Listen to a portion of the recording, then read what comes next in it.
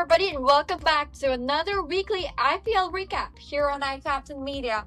This is your host, Sharvani Regmi, and we have with us Brad, Chalise, and Ashik Lama in the panel. Welcome back, guys. Hello. Hello. What's up, guys? Good. How you been? Doing good. Some exciting cricket matches this week that I'm excited to talk to you guys about. Yeah, absolutely.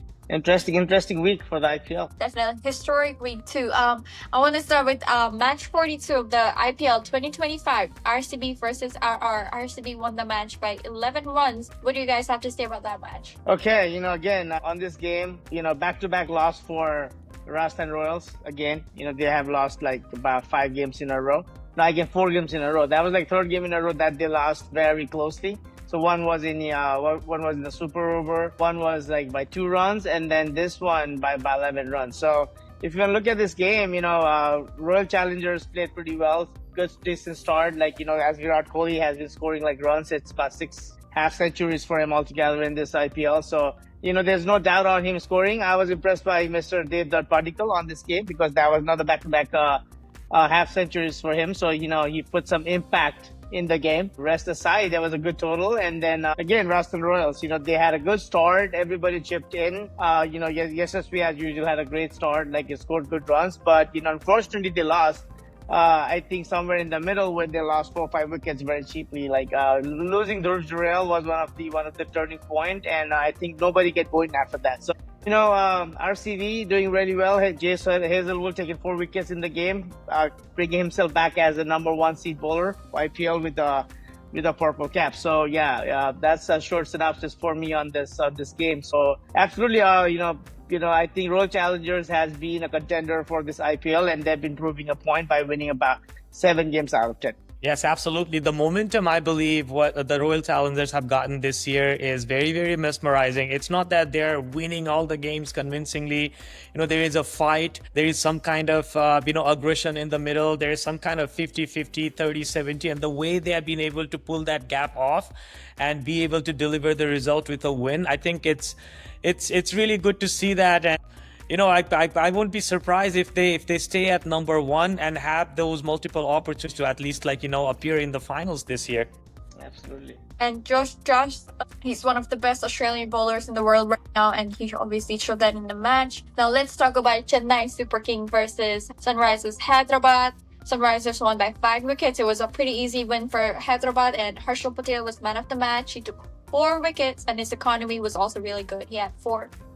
Right. I mean, so if you look at it, Chennai, they are trying to implement to cover it from different angles, but their batting is not clicking for some reason. And the only good thing that I saw, though it's way too late, is the Brevis coming in and scoring some runs. But yes, for this year, the door has been shut for Chennai, but we can always be optimistic and see what MSD does with all the other guys. And basically now he can sit in the couch and use his joystick and see what he can do with who and how.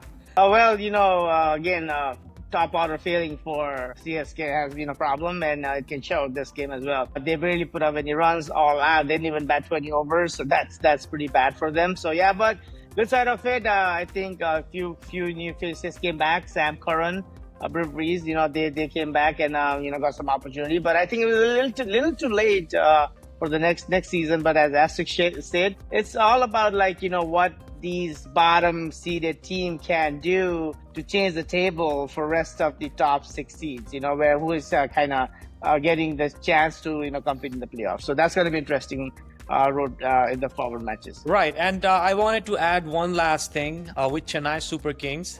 How I see Chennai, and especially Chennai and Mumbai both, is it's not how they rebuild it, it's how they reload it. You don't believe that, hey, they replaced a guy who is 34, 35.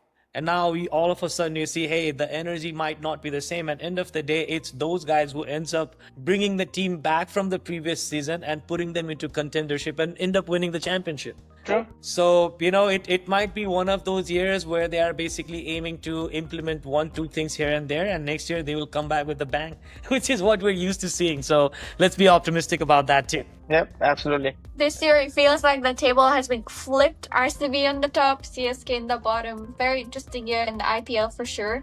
The match on Saturday between Punjab Kings and Kolkata Knight Riders was washed out, match abandoned. And now let's talk about this super interesting game, a very historic game that I couldn't believe my eyes. I was asking myself, Sharvani, what were you doing when you were 14 years old? Gujarat Titans versus Rajasthan Royals. Rajasthan won the match by 8 wickets, and what a knock by the 14-year-old Vaibhav Suryavanshi. That century was just mesmerizing. It was a magical game. I watched this game. This guy, went all over the park. Gujarat put a very decent total of 209.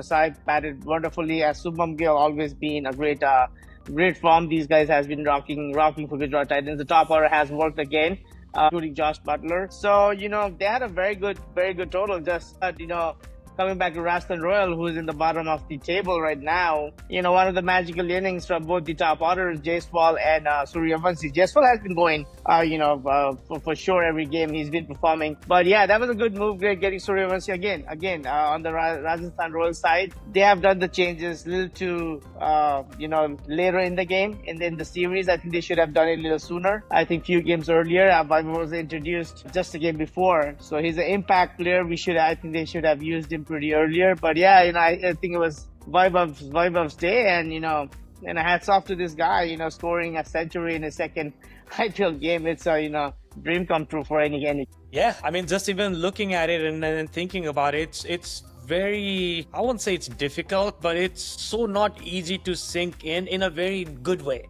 That, hey, a kid of this age can do this, and then it just instantly lets you question yourself, what were you doing when you were in that age? Scoring a century in the world's biggest T20 league, right, in the States, right? And look at the bowlers who he's facing. Mohammad Siraj, one of the best bowlers in India, test bowler. Ishant Sharma, a man who doesn't need any introduction, right? Prasidh Krishna, very, very, competitive guy when it comes to the Indian domestic cricket circle, and as well as Rashid Khan, like the best T20 bowler. I understand this year has not been the best for him, but hey, like you cannot take that crown jewel away from Rashid, right? But This guy, the 14 years old and 30 some days, he did not see who the bowler was. Kind of gave me a confidence in a different way, just like in life in general, that you just have to want it. You see things in two different ways. One, I want to achieve this. Two, the roadblocks that will block you from get there. And for him, I saw there was no red line. There was no red light. There was no yellow flashing light. There was no nothing. Once he kept going, there's no looking back, like you say, Brad. I think he's the second fastest, right? Century, and I think Ray Gill did it on 30 balls previously in 13, I guess, against Pune. But yeah, this guy is 14 years and change. He's coming and playing this amazing innings was quite interesting to watch. So, question on between these questions, Brad, I wanted to keenly understand what kind of conversation do you think that went between Yash and this little guy? I think Jaiswal will understand how Vaibhav bats, because Jaiswal himself is a very very aggressive cricketer. If you look at, he always wants to score runs. If any format of the game is Test cricket or one-day cricket or T20, he always has been a striker, a good striker. I think he was telling Suryavanshi that keep going, keep hitting the shots, and if you see the ball, hit the ball. You know what I mean? He didn't. I don't think he kind of checked him, but as a player, I think Jaiswal is pretty young as well in age. Kind of suited at that point of game for Suryavanshi, because both are young guys, and then that kind of it's from the same mindset. Instead of batting from an experienced contender against a young guy, it's completely different. So I think Jaiswal must have encouraged him to keep going, keep hitting the balls, and that's what has happened for Vaibhav. Yep. Definitely. And now I would like to talk about Kolkata won by 14 runs over Delhi Capitals, and just very unfortunate for Delhi. Yeah, if you ask me, it's very unfortunate for Delhi. Something that I was kind of worried about, and I believe I did mention this on the earlier podcast episode, that we're glad to see them being on number one, but we know things gonna happen, and they will crumble, but they haven't crumbled as much as they have in the recent past, but they still have control within their own destiny, basically. The good part is the rain delay between Punjab and Kolkata gave another hope because now, that game is done. They had to share the points. So that kind of brings Delhi in a better position. So now Delhi has 4 more games to perform, and they have to win at least 3 out of 4 to be in a very safe place. Because now the challenge is, do you want to be number 1 and 2? If you want to, you have to win all 4 games to have a chance to get into the finals. But to me, it seems like it's going to be either Bangalore or Gujarat eyeing over that place, or both of them at 1 and 2. So I think Delhi, the best thing for them to do is play safe and make sure that they win 3 out of the 4 games, and put them in a better position. Yeah, absolutely. These are the kind of games that kind of change the entire points table. KKR being at number 7, as usual. They were at number 7 last week as well, and they're winning against Delhi, who was leading the board. Last week, and I think back-to-back losses for Delhi kind of dropped them to number 5. So they were leading the board. They were like one of the contenders. So these are interesting factors that comes into IPL in the later stages of the game, because lower seeded team might defeat a guy who is leading the table. It changes a lot of dynamics and the run rate too. So, it's a pretty easy game for KKR. Everybody chipped in, and then I think nobody could get going from Delhi Capitals. I think Stubbs missed out on this game. I was expecting him to do some. I was hoping Delhi to win this game, because it would have been more interesting for us to kind of watch the points table, because it'll be more competitive. But yeah, these are the games that kind of change entire structure of IPL table. So yeah, heartbreaking for Delhi, but they lost back-to-back games. I think they're gonna bounce back and win a couple of games in the coming future. Definitely, I'm hoping to see that Delhi bounce back in the remaining matches. And let's talk about the recent game: Chennai Super Kings versus Punjab Kings. Two Kings fighting together for those points. Of course, great performance by Iyer for Punjab. However, Chennai was unable to beat Punjab. But Sam Curran, he put up 88 runs for Chennai, and still the team fell short. Right. I mean, if you look at the scorecard, they're also trying certain new things. So they sent Sam a number 3, and he ended up delivering. Again, Brevis, the way he was sent to bat, the way he was added at the very end of this tournament, like with the tail end of this tournament, he has been able to deliver. The role that he has been given, 30, 40, he has been delivering. So batting wise, I didn't see much of a problem. Obviously, the way you're able to see Devon Conway and Rachin Ravindra opening the Chennai Super, that we didn't see. But what we saw from these new names, new faces, 190 is a pretty decent score. But then again, you're talking about Punjab Kings, which we've been talking about from day one of IPL 2025, had the best batting lineup, had the best bowling lineup. So I mean, no question, 190, even 200, 225, 230 runs are the average score that we believe is a fighting score if you bat against Punjab Kings in the first innings. But 190 is, I don't see this as a Manhattan of the score where they have to struggle. So with Prabh Simran getting on, if Priyansh Arya doesn't swing along, the Prabh Simran is going along. If not one, both of them are going along, as well as Shreyas Iyer is playing the anchor inning. So yeah, I had no doubt 190 was being easily chaseable. Obviously, if you look at few previous games from Punjab, they have crumbled, but I think they have found their secret juice back, and I think they're only gonna go forward with a bang from here on. Absolutely. Actually, Punjab being my favorite team, like I was from day one, I was very impressed with Punjab team. Yes, they kind of shifted, their numbers in between by losing few games. But yeah, they have come back right through. They have done the right changes as well. The top order has been performing. I think bringing Josh English was a great, idea for them. Even he's been scoring little, but he's going to be very handy in later stages, I think. And then that's giving them an opportunity to have an impact player by getting Simran in and out of the games. That's added, I think, Maxwell was not performing that well. So dropping him is a very ideal situation. I think, they don't need an extra bowler. He should not play as a bowler.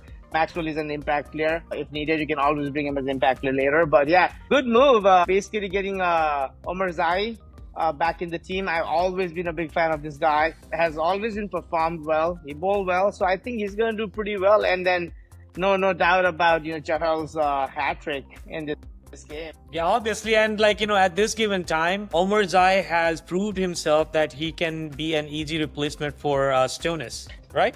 Yes, Right? yes. So, like, if he's playing and he's performing, because he can give you both. If you want him to play at number 3, 4, 5, it doesn't really matter. You want him as a finisher, he can do it.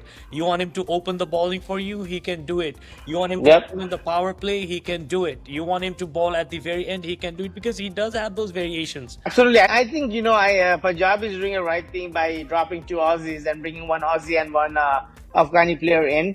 I think that's needed. I think they have been rotating. Omarzai played earlier in few games in the beginning of the season. So I think they've given opportunity to everybody to bat through or play through, so have some game practice, which is very important because the longer format of the game, more you play the ground, more confidence you become. Just like we talked about, CSK bringing these players late, doing the changes later, but again.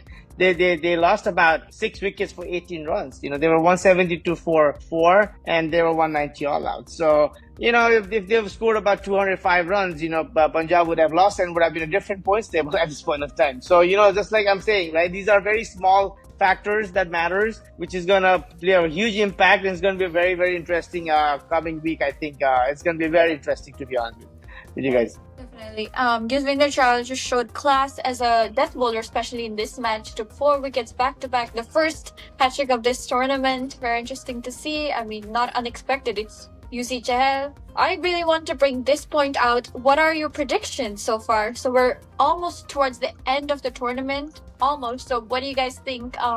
Who's gonna win the IPL, and of course, who's gonna take the orange cap and the purple cap home? Yeah, on the purple cap. I think Josh Hazelwood is leading with 18 wickets, followed by Prasidh Krishna. Noor Ahmed and Khalil Ahmed being 15 and 14 wickets. I think rest of the bowler did not support them pretty well. But yeah, on the purple cap, Josh Hazelwood is leading the board and RCB as number 1. So that proves that RCB is doing something good this season. So it's interesting to watch. It's a very challenging thing. Competition is between Prasidh Krishna and Josh Hazelwood at this point of time, and rest, I think one of these is going to be winning the purple cap in this IPL. Yeah, I had the same 2 names. I mean, I was looking at Noor Ahmed at the beginning, but looks like he's not getting enough support, as well as Jadeja is not doing that magic where Absolutely. The other guy can take advantage of. So that's another factor why I don't see Noor being the highest wicket taker. Let's talk about the orange cap. I mean, for me, I think I would still believe this is Virat Kohli's year when it comes to being the highest run scorer. The way he's going, the way he performed, and look at the games that he won for Bangalore this year, especially the previous game where they were like less than 20 runs for 3 wickets when he had a great inning with Krunal Pandya, and he scored his first 50 after so many years, so many seasons. And I haven't seen him talking too much as I have seen his bat talk. The way I see it this year, I have a very special feeling, and it doesn't matter what the result is, because this is IPL. It's like Christmas. It's gonna happen every single year. But hopefully, Virat Kohli wins this year's white elephant. It's a close competition. There are like about 7 players scoring over 400 runs. So it's still a close call. In fact, Josh Butler and Sai Sudarshan only has played 9 matches. So others have played about 10. So if you want to look at that, they have 1 more game to go. So yeah, Kohli has been batting impeccably well this tournament. He has six half centuries, and I think everything's revolving around him. Just like Ashik talked about last game, against DC, how they were struggling, and I think batting with Kohli was amazing for Krunal. I guess he kept going, like the way he scored that run was magical. Like he was all over the park. Like I think that was an easy win for DC, but he changed the entire game. But yeah, it was revolving around Kohli. So it's going to be interesting in coming days if Kohli gets out early. What will RCB do will be a big question that I will have to ask, because he's been a pillar for RCB in most of the games.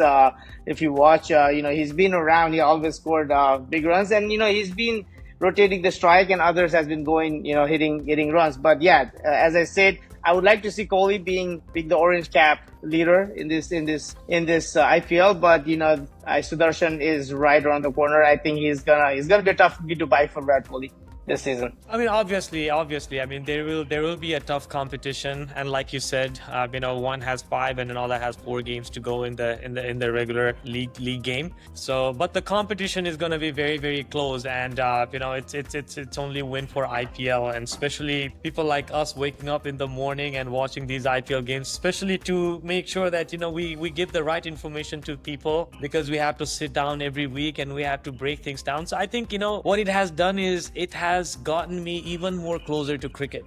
So this is a great side. So I wanted to take this moment and thank you guys for pushing on this one and making sure this happens. So our producer AJ, Sharvani, Brad, yourself, Prithu is not here with us today, but this is fun. We're at the tail end, but this has been the best IPL so far. Absolutely, yeah. Now, with that note, give me your prediction for the winner of this year's IPL. Brad? Sure. I think